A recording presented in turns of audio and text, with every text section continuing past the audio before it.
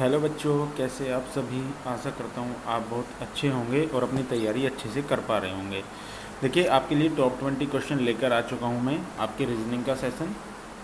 आज मैंने इसमें सभी प्रकार के क्वेश्चन लिए हैं ताकि आपको एक आइडिया हो जाए कि किस तरीके से क्वेश्चन आपको करने हैं और किस तरीके से क्वेश्चन आने वाले हैं।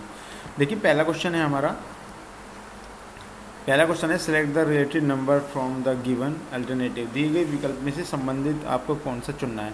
इसका कहने का मतलब ये है कि 15 जो 3374 के बराबर है, उसी प्रकार आपका 16 किसके बराबर होगा। देखिए, जब भी आपका ऐसा क्वेश्चन आ जाए तो आपको सिर्फ एक चीज़ ध्यान रखना है कि आपका, एक मिनट थोड़ा सा बड़ा कर लेता हूँ मैं।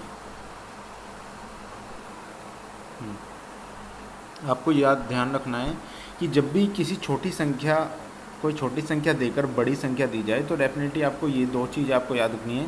या तो उन संख्याओं की आपस में किसी में गुना हुई है, या फिर आपकी वर्ग हुआ है, या फिर आपका घन हुआ है। ये चीज़ आप याद रखनी है आपको। अब आपको मैं देखता हूँ तो 15 का, अगर 15 के घन में देखता हूँ, 15 का घन कितना होता है आपको पता होगा कि 3375 15 का घन होता है। अगर इसमें से -1 करेंगे तो 3374 हमारा ये आंसर आ जाएगा। इसी प्रकार अगर मैं 16 का देखता हूँ तो 16 की अगर घन की बात करता हूँ तो 4096 होता है, और -1 कर दूंगा इसमें से तो 4095 आपका सही आंसर आ जाएगा। तो कोई ज़्यादा एफर्ट लगाने की ज़रूरत नहीं है।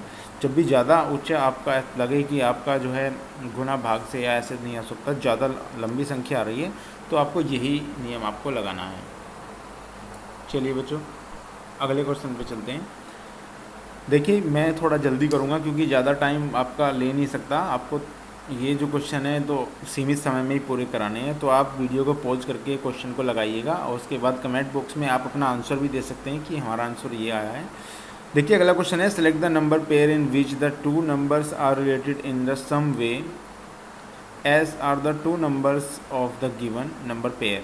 देखिए, उस संख्या युग्म का चयन करना है जो इन दोनों में रिलेटेड हो। अगर मान लिया मैं कहना चाहता हूँ 10 से 30 हुआ है, उसी प्रकार अगर दोनों संख्याओं की बात करें तो क्या होगा। अब बात 10 की 30 की है, तो इसमें कई एफर्ट लग रहे हैं। अगर मैं देखूँ 10 10 30 होता है, तो ऐसी कौन सी ऑप्शन में ऐसी कौन सी संख्या है जो 3 से बराबर होती है, तो मुझे ऐसी कोई सी संख्या इसमें दिख नहीं रही है। यानी डेफिनेटली मैं इस सवाल को देख के ही समझ जाऊँगा कि इसमें नॉर्मल चीज़ तो लग ही नहीं रही है। अब मैं देखता हूँ 10 किस तरीके से मैं बना सकता हूँ। तो मैंने देखा कि मैं 2 का वर्ग करूं या 2 की क्यूब करूं, क्योंकि 2 का वर्ग तो 4 हो जाएगा। उसके बाद आपको 6 जोड़ने पड़ेंगे, तो 2 का क्यूब करूं मैं 8 और इसमें 2 जोड़ दूं तो मुझे पता चल रहा है 10 हो गया। ऐसे ही 10 को मैं अगर 3 की क्यूब करूं तो 3 की क्यूब कितनी होती है 27, इसमें प्लस 3 जोड़ दूं तो मुझे पता है 30 प्राप्त हो जाता है। डेफिनेटली हो गया सवाल, यहाँ से ही आप सीधा कर सकते हैं। तो मैंने देखा 6 की क्यूब, तो 6 की क्यूब मुझे पता है 216 होती है, और इसमें 6 जोड़ दूंगा तो 222 हो जाएगा। उसी प्रकार मैं इससे अगली संख्या लूँगा, 7 की क्यूब कितनी होती है 343 होती है। उसी प्रकार मैं 7 जोड़ दूंगा तो आपका 350 आपका आंसर हो जाएगा। ऑप्शन नंबर ए सही हो जाएगा। इसमें कर लेना, ये 340 गलत है, तो ये यहाँ पे 350 है। चलिए बच्चों, अगले क्वेश्चन पे चलते हैं। देखिए, अगला क्वेश्चन है हमारा select the related letters word number from the given alternative. देखिए, आपको बता दें, इसमें आपको सिर्फ कुछ नहीं करना है। ऐसे क्वेश्चन बहुत ज़्यादा पूछे जाते हैं, एसएससी के थ्रू भी बहुत ज़्यादा पूछे जाते हैं। देखिए, एड्स जो है वायरस से संबंधित है, और मलेरिया किससे संबंधित है, तो आपको करने की ज़रूरत नहीं है। आपको बिल्कुल सिंपल ही सोचना है। आपको सारी चीज़ पता होनी चाहिए कि बैक्टीरिया क्या होते हैं, फफूंद क्या होती है, एल्गी क्या होती है, प्रोटोजोआ क्या होती है। तो आपको एड्स वायरस से होता है, वो मलेरिया आपका प्रोटोजोआ से होता है। ए ऑप्शन आपका यहाँ पे सही हो जाएगा। चलिए बच्चों, अगले क्वेश्चन पे चलते हैं। अगला क्वेश्चन है एशिया, यांगत्ज़ और अफ्रीका क्या है। एक आपका जनरल नॉलेज का क्वेश्चन है, बहुत ही मोस्ट इंपॉर्टेंट है, वैसे ज़्यादा कॉमन है। Select the related word of the given alternative. तो आपको देखा होगा कि आपका जो एशिया है, एशिया महाद्वीप में यांगत्ज़ नदी जो बहती है, और अफ्रीका महाद्वीप में आपको पता होगा, देखिए गंगा भारत में बहती है, यमुना भारत में, ब्रह्मपुत्र जो आपकी सबसे लंबी नदी है भारत की। तो डेफिनेटली इसमें तो आपको सोचना ही नहीं है, एक ही ऑप्शन है आपका नील नदी। तो आपका सही आंसर हो जाएगा आपका ए ऑप्शन आपके सही हो जाएगा। ये जो जनरल नॉलेज के क्वेश्चन है, इनमें ज़्यादा टाइम आपको लेना नहीं है, बस सीधा चलना है और सवाल आपको कर देना है। चलिए बच्चों आ जाते हैं क्वेश्चन पे। देखिए, बहुत ही अच्छा क्वेश्चन है। How many triangles are there in the given figures. इसमें आपको कितने ट्रायंगल है ये आपको बतानी है। तो मैं इसमें ट्रायंगल आपको बताऊंगा। देखिए जब भी ऐसी आकृति आ जाए, एक शॉर्ट ट्रिक मैं आपको बता रहा हूँ, जब भी ऐसी आकृति आपके सामने आ जाए, ये वाली आकृति, और इसको दो रेखाओं से काटा जाए, जैसे इसमें काटा गया है, जैसे मैं यहाँ से इसे ऐसे, यहाँ से, और एक इसमें यहाँ से, ऐसे अगर काटा जाता है किसी भी चीज़ को, तो डेफिनेटली उसमें 8 त्रिभुज बनते हैं। ठीक है, 8 त्रिकोण इसमें बन गए हैं, ये 8 त्रिकोण हो गए हैं। उसके बाद मैं देखता हूँ एक लाइन इन्होंने यहाँ से खींची है, जब इन्होंने यहाँ से एक लाइन खींची है तो एक त्रिभुज ये बन गया, ये 9 त्रिभुज हो गए, 9 त्रिभुज यहाँ पे हो जाते हैं।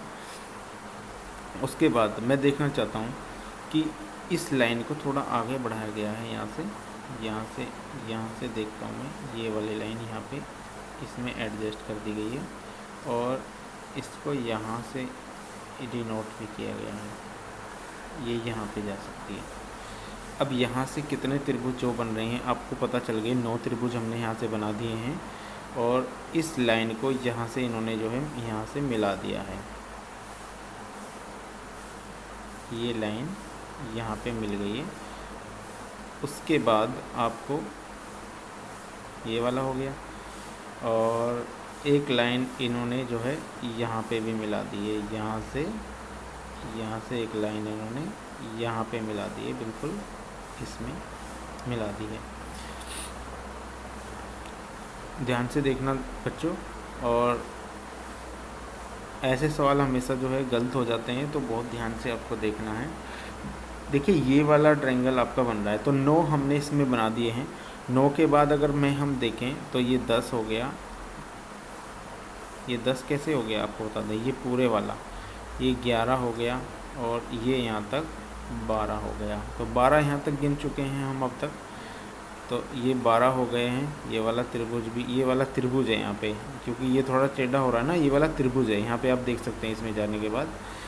तो 12 त्रिभुज ये हो गए हैं। अब देखते हैं कि और त्रिभुज कहाँ हैं। अब 12 त्रिभुज जब यहाँ हो गए हैं तो और त्रिभुज भी देख लेते हैं। देखिए 12 त्रिभुज आपके यहाँ हो गए हैं। उसके बाद आप देख सकते हैं यहाँ पे ये वाला एक त्रिभुज, यहाँ से मैंने वो पकड़ा है, यहाँ से यहाँ तक एक त्रिभुज, यहाँ से यहाँ तक हो जाएगा आपका। ये वाला त्रिभुज कितना हो गया, ये 13 त्रिभुज हो गया, 13 त्रिभुज हो गया, 13 हो गया। 13 के बाद अगर मैं इसमें देखता हूँ तो ये वाला देखिए, यहाँ से यहाँ तक ये 14 त्रिभुज हो गए आपके। अब ये 14 त्रिभुज हो गए। 14 के बाद ये वाला त्रिभुज एक और त्रिभुज बना रहा है यहाँ से। 14 के बाद यहाँ पे आप देख सकते हैं ये वाला, ये 15 त्रिभुज हो गया। यहाँ पे ये कितना हो गया, 15। अब ये 15 हो गया है। 15 के बाद और कौन सा त्रिभुज आपका बनेगा, ये वाला बनेगा पूरा, यहाँ से यहाँ तक। 15 के बाद ये 16 बन गया, ये वाला 16 त्रिभुज बन गया। 16 के बाद अगर आप देखते हैं तो पूरा ये वाला बन गया। यहाँ से मैं दूसरी ले लेता हूँ, यहाँ पे देखिए, यहाँ से आपका पूरा ये वाला, ये भी एक त्रिभुज है यहाँ से, और ये यहाँ गया, ये हो गया आपका 17 त्रिभुज। और ये वाला पूरा आपका जो है यहाँ से, मैं दूसरा एक कलम ले लेता हूँ यहाँ पे,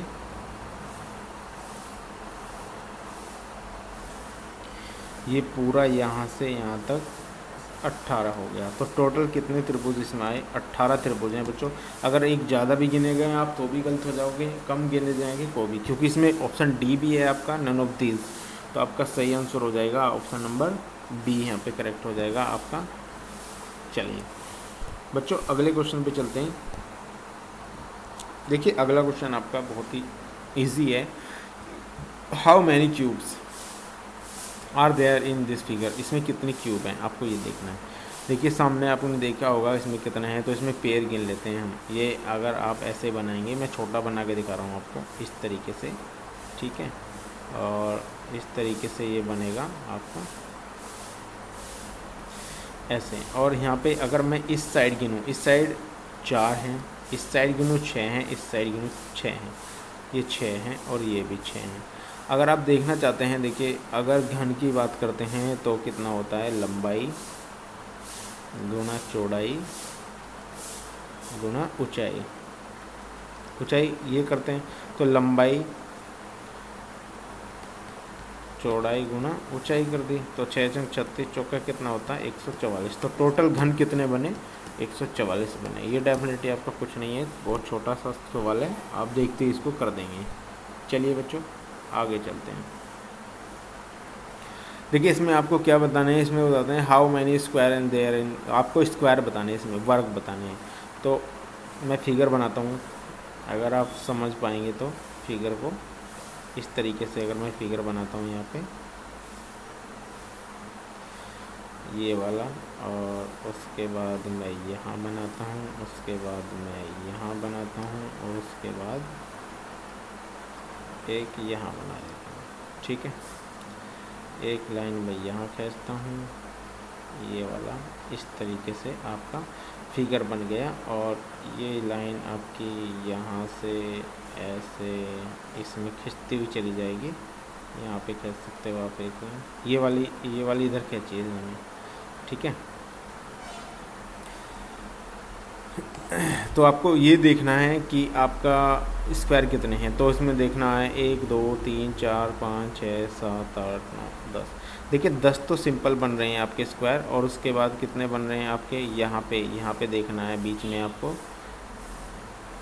एक यहाँ पे बन रहा है 11, एक यहाँ पे बन रहा है 12, और एक आपका यहाँ पे बन रहा है 13, और एक आपका यहाँ पे ये वाला अल्टरनेटिव पे ये वाला यहाँ पे जो दिख रहा है ना आपको ऐसे, ये वाला बन रहा है। तो आपका टोटल इसमें 14 आपके वर्ग हैं। बहुत सिंपल है, गिन सकते हो आप। चलिए बच्चों अगले क्वेश्चन पे चलते हैं। बहुत ही सिंपल क्वेश्चन है अगला। देखिए बहुत ही सिंपल क्वेश्चन है, अगर आप एफर्ट लगाओगे इसमें ज़्यादा तो आपको ये सवाल उलझा सकता है। बिल्कुल सीधी आपको देखना है सवाल को और बिल्कुल कर देना है। देखिए ये कह रहा है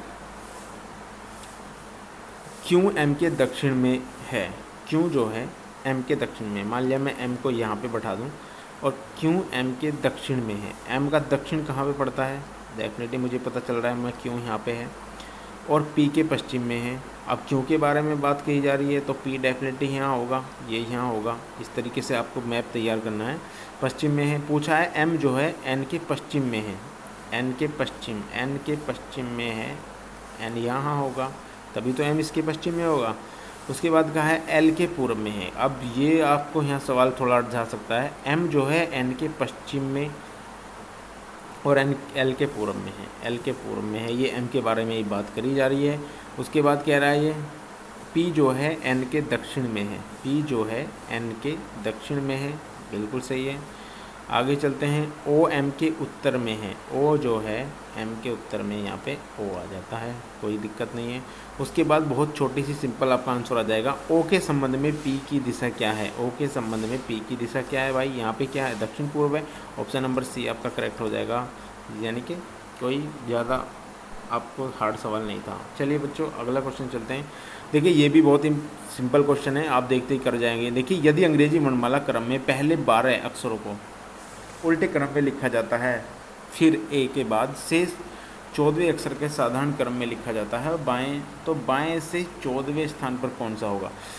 देखिए if the first the letter of the English alphabet order are right in the reverse order. अच्छा रिसीव ऑर्डर में इसमें लगाना है, आपको बता दूँ मैं, जैसे मान लिया ये है A B C D E F G H I J K L M N, यहाँ पे कर लेते हैं 12 अक्षर यानी एम से रिसीव ऑर्डर पे लगा देते हैं, यानी यहाँ पे ए लगा देते हैं। लेकिन उसने पूछा है कि आपका बताना है, आपको क्या इसने लिखा है कि साधारण, उसमें आपको बताना है कि बाएं से 14वें, बाई डेफिनेटली एन ही आएगा ना। 14वें क्वेश्चन, 14वें पे तो एन ऑलरेडी है, उसकी तो दिशा बदली ही नहीं है ना इन्होंने, ना ही उसका कोई स्थान बदला है। तो डेफिनेटली आप ऐसे सवाल आपको घुमा सकते हैं, लेकिन आपको देखना है थोड़ा अच्छे तरीके से वो करना है। चलिए बच्चों आगे करते हैं। इन केस में कोड लैंग्वेज इन ये अच्छा किसी कोड लैंग्वेज में आपको ये लिख दिया गया है। ऐसे सवाल के लिए मैं आपको बहुत ही इंपॉर्टेंट बता रहा हूँ,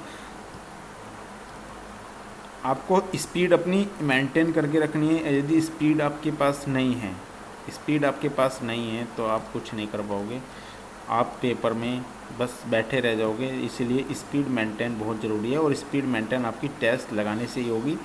देखिए एस से वी जा रहा है, STUV +3 हो गया। उसी प्रकार से आप इसके साथ ही जो करना है उसके साथ भी आपको यही करना है डेफिनेटली। अब हमें पता है +3 तो P से +3 करेंगे, PQRS तो डेफिनेटली S आ गया। मुझे पता है सब में P है तो मैं P लगाऊंगा, डेफिनेटली मुझे पता है। उसके बाद D और E, इसमें थोड़ा फ़र्क आ जाता है, लेकिन A के बाद D है, यहाँ पे A के बाद भी क्या आएगा, D आएगा। हमें इसे काटने की ज़रूरत ही नहीं पड़ी है यहाँ पे।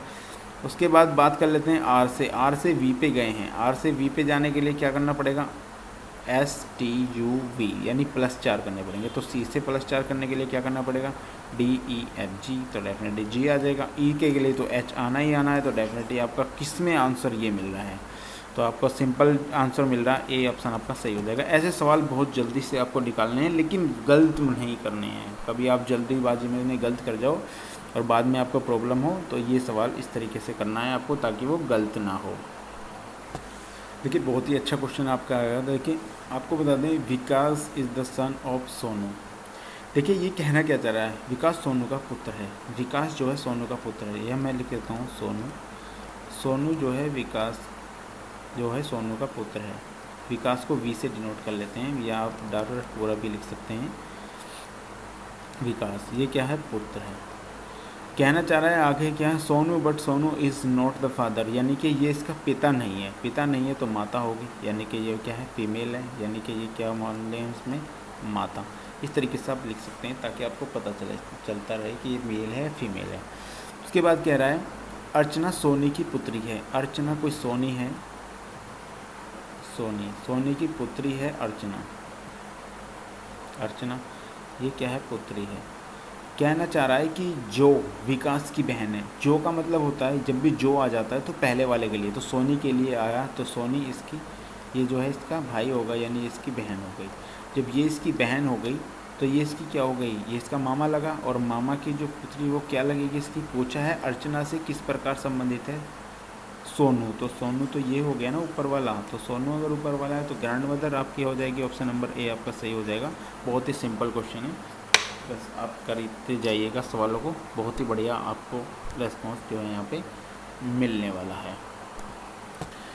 देखिए ये वाला क्वेश्चन, ये ऐसे क्वेश्चनों को क्या करते हैं, ऐसे क्वेश्चनों को बच्चों क्या करते हैं, देखिए इसको आप लिख लेते हैं PR, मैं यहाँ पे पूरा लिख रहा हूँ इसको, सॉरी ऐसा ही यहाँ पे, और ये क्यों है, ये R है, ये PS क्यों और P क्यों और डैश। देखिए पेड़ देखते हैं इसमें कितने बनते हैं, 1 2 3 4 5 6 7 8 9 10 11 12 13 14 15 16, तो 16 पेड़ हैं। 16 पेड़ आप बना सकते हैं, 4 के पेड़ बना सकते हैं। तो 4 के पेड़ बनाते हैं, 1 2 3 4 के पेड़ मैंने यहाँ पे बना लिए। आपको बहुत इजी हो जाएगा ऐसे क्वेश्चन करना। अब यहाँ देखते हैं P अगर मैं यहाँ देखूँ, ज़्यादातर ऑप्शन से भी कर सकते हैं इसको। देखिए P यहाँ पे P है तो P के बाद क्या आ रहा है, क्यों आ रहा है, तो डेफिनेटली P की पहले कंडीशन पूरी कर ली, PQRS। उसके बाद PQR यहाँ पे आएगा, डेफिनेटली R आ गया, PQR आ गया। तो PQRS यहाँ आ जाएगा, ठीक है। तो हमें डायरेक्टली हमने यहाँ देखा कि QS पहला ऑप्शन आपका QS और लास्ट में R, तो ऑप्शन नंबर B आपका बिल्कुल सही आ रहा है। एक ही ऑप्शन है और दूसरा ऑप्शन ही नहीं है, तो डेफिनेटली आपका ये सही हो जाएगा। चलिए बच्चों अगले क्वेश्चन पे चलते हैं। देखिए अगला क्वेश्चन है आपका, बहुत ही अच्छा क्वेश्चन है, आप अगर तरीके से करेंगे तो बहुत ही अच्छा क्वेश्चन है आपके लिए। देखिए 6 व्यक्ति PQRS T और U एक पंक्ति में उत्तर दिशा की ओर मुखरित होकर बैठे हुए हैं, यानी 6 व्यक्ति हैं। मैं ऐसे लिख सकता हूँ मैं ऐसे लिख सकता हूँ आपका 1 2 3 4 5 6 ऐसे बैठे हुए हैं 6 व्यक्ति। अब ये कहना क्या चाह रहा है, इसकी पूरी बात, आवश्यक नहीं कि समान क्रम में बैठे हों। पूछ रहा कह रहा है T जो है U के बाएं से दूसरे स्थान पर है, जो R से 2 व्यक्तियों के अंतराल पर बैठा है। बहुत ही अच्छा क्वेश्चन है, करना। चलिए बच्चों, देखिए 6 व्यक्ति बैठे हुए हैं। अब इसमें देखिए क्या कहना चाह रहा है ये कहना चाह रहा है आवश्यक नहीं वो एक ही उसमें बैठे हों। टी जो है यू के बाएं से दूसरा था। अगर मैं टी को यहाँ पे बैठा लेता हूँ, टी के यू के बाएं से दूसरा, तो यू के बाएं से दूसरा कौन है? ये है टी, पहला और दूसरा ये वाला। इसमें 2 इन हैंड 2 केस बना लेता हूँ मैं, 1 2 3 4 5 6।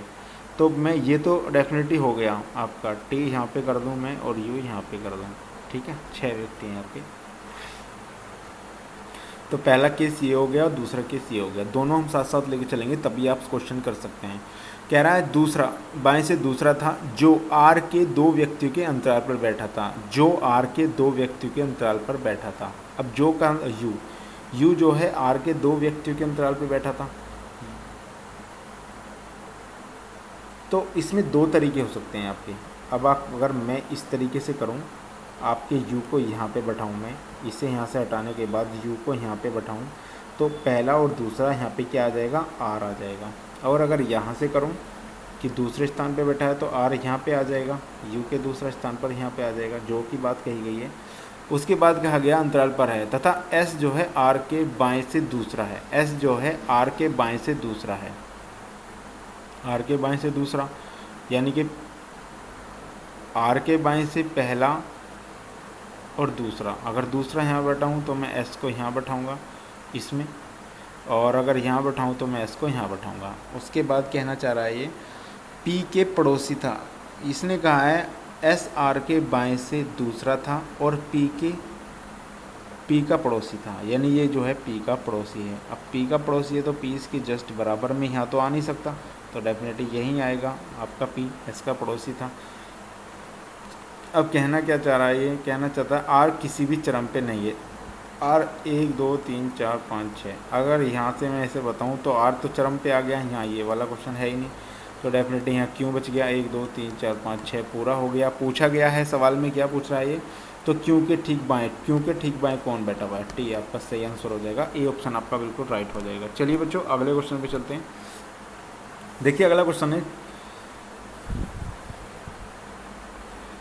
4 संख्या के जोड़े हैं और 3 किसी प्रकार संबंधित है, आपको एक असंगत बताना है। तो बहुत ही इजी क्वेश्चन है, ज़्यादातर बच्चे इसको देखते ही कर देते हैं। तो मैं अगर आपको बताऊं इसमें आपको देखिए 45 है और -21 है। अगर मैं इनकी गुना कर दूं 4 पंजे 20 प्लस माइनस 4 पंजे 20 और ये है 21, ठीक है। 4 पंजे 20 प्लस 1 21 कर दिया। उसके बाद 8 7 56, सॉरी 8 9 72 प्लस 1 73 कर दिया, 9 6 54 1 55 कर दिया।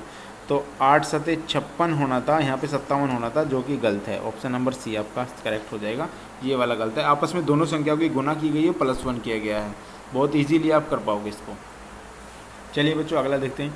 देखिए अगला क्वेश्चन है आपका बहुत ही, select the related number from the given alternative, दिए गए विकल्प में संबंधित चयन कीजिए। देखिए आपको बता दूं मैं, ये कहना चाह रहा है 14, थोड़ा मैं फास्ट करूँगा।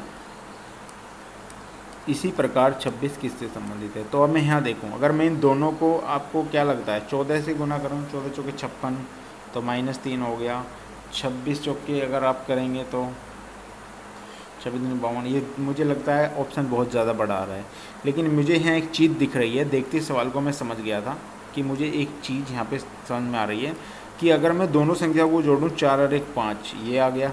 अगर मैं दोनों में 4 में से 1 को घटाऊँ तो ये 3 आ गया। इसी प्रकार 6 और 2 8 और इसको इसमें से घटाऊंगा तो कितना आएगा? 4। तो डेफिनेटली मुझे ऑप्शन मिल गया है, ऑप्शन नंबर बी आपका करेक्ट हो जाएगा, 84। ऐसे सवाल बहुत इजी आते हैं, अगर आपने ज़्यादा एफर्ट लगाने की कोशिश की तो वो सवाल आपका गलत हो जाएगा। चलिए बच्चों आगे चलते हैं। देखिए ऐसे सवाल आपके which of the following option, आपको विल कम इन, कौन सा ऑप्शन इसमें आएगा निम्नलिखित में से विकल्प बताना है आपको। देखिए ये कह रहा है 40 21 और 38, किस प्रकार हम इसको ला सकते हैं? जिस तरीके से भी आप लाएं, लेकिन एक लय होनी चाहिए एक अच्छी तरीके से कि ये 42 वगैरह जो भी सही तरीके से आएँ। तो मैं अगर यहाँ पे देखता हूँ, अगर मैं 40 में से 19 घटाता हूँ, पहले ये हम काटते हैं, 40 में से अगर मैं 21 घटाता हूँ तो मुझे पता चल गया 19 आ गया। अगर मैं इसमें से इसको घटाता हूँ 23 में से यदि मैं 9 को घटाता हूँ तो मुझे पता चल गया 14 आ गया। उसी प्रकार अगर मैं देखता हूँ, मैं 19 का 2 गुना कर दूँ तो मुझे 38 प्राप्त होता है, मैं 14 का 2 गुना करता हूँ मुझे 28 प्राप्त होता है। तो 65 में से मैं क्या घटाऊँ कि उसका दुगना मुझे प्राप्त हो जाए? भाई डेफिनेटली मुझे पता है यहाँ पे 21 बचा होगा, और 21 का 2 गुना करेंगे तभी तो 42 आ सकता है, और तो कोई हो नहीं। तो मैं 65 में से अगर मैं 21 घटा दूँ तो मुझे पता चल रहा है कि 44 हमारा आंसर आ जाएगा। तो डेफिनेटली 44 आपका सही आंसर हो गया। ऑप्शन नंबर सी आपका करेक्ट हो जाएगा। बहुत ही सिंपल है और बहुत ही ईजी है बच्चों। चलिए बच्चों अगले क्वेश्चन पे चलते हैं। देखिए अगला क्वेश्चन आपका इंट्रैक्शन से है। ये कह रहा है नीचे दिए गए प्रत्येक प्रश्नों में 2 कथनों के बाद एक अनुमान दिए गए हैं, तय अनुसार सही विकल्प का चयन आपको करना है। कहना चाह रहा है प्रत्येक 10,000 इंडोनेशियाई लोगों के लिए केवल 3 डॉक्टर हैं। प्रत्येक 10,000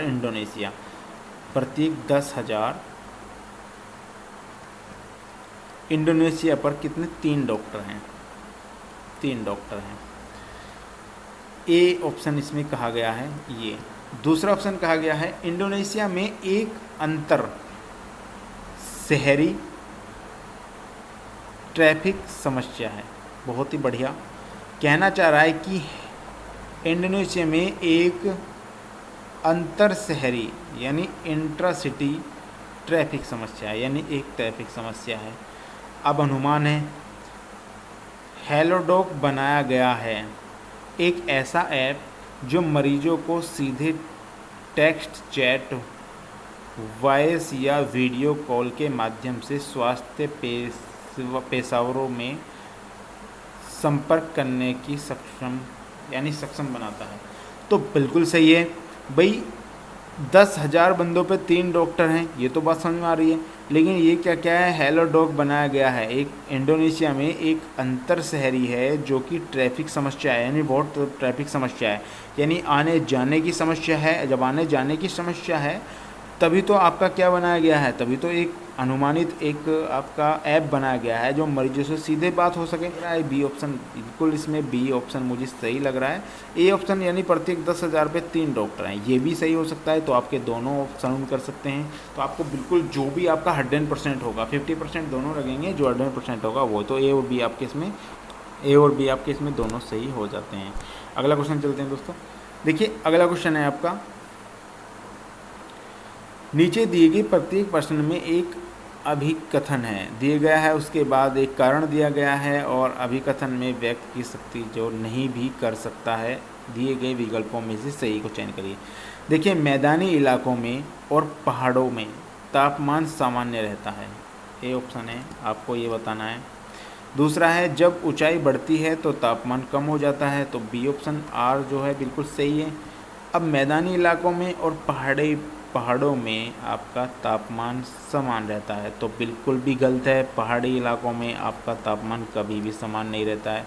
तो आपको आर आपका बिल्कुल सही हो जाएगा कि ऊंचाई बढ़ने पर तापमान बिल्कुल सही होता है। बहुत ही सिंपल क्वेश्चन है बच्चों, कर सकते हो आप।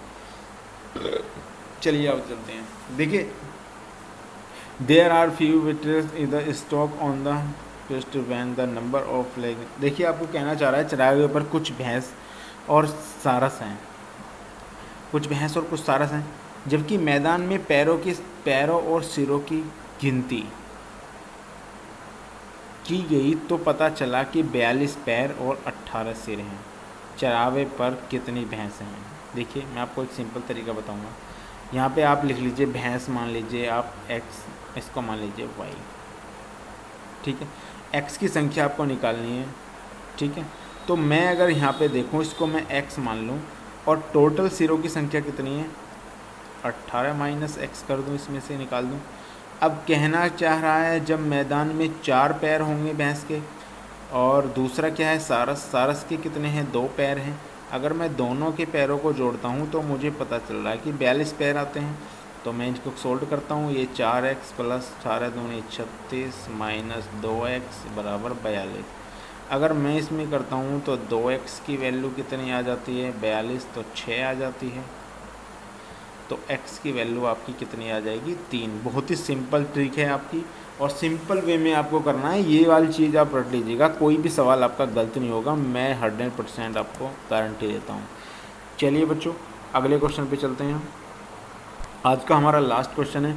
उससे पहले मैं बताना चाहूँगा बच्चों आपको, यदि आप हमारे चैनल पे नए हैं तो उसको सब्सक्राइब कर दें, बेल आइकन को आप प्रेस कर लें ताकि टॉप 20 क्वेश्चन में आप एक भी क्वेश्चन आपका ना छूटे।